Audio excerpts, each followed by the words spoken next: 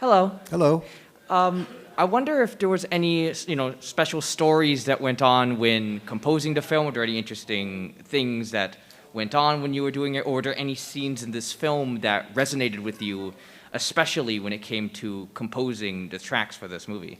You know, I'll tell you why scenes don't resonate with me is because I didn't have any picture to look at. I had to write to storyboards, and that was tough for me.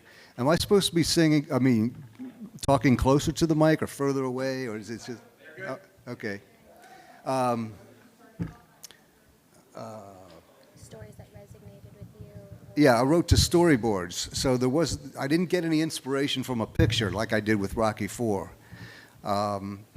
So there's no specific scene that resonated. I was just hoping that the music I was writing to these storyboards would fit in the movie, basically. And again, I was influenced by what I grew up with, which was progressive rock of the '70s, and that influenced me a lot. And was there anything within the final product that specifically because now you're saying you didn't see anything, but if you saw the movie, was there anything that made you go that really surprised you when you finally saw it meshed with the picture and the acting and the writing, how that all comes together? Absolutely. And most of the action stuff, I have to admit, I wrote the music and then it was edited to death. I mean, it was just, I had a partner who was my producer, co-producer with me, and he was with the music editor on every step of the way to try to make the cuts as musical as possible. But there's a lot of cases where if I had seen the picture first and now I having seen it, I would have written differently. So I'm really happy that it hung together as well as it did. It definitely did. Thank you. Thank you.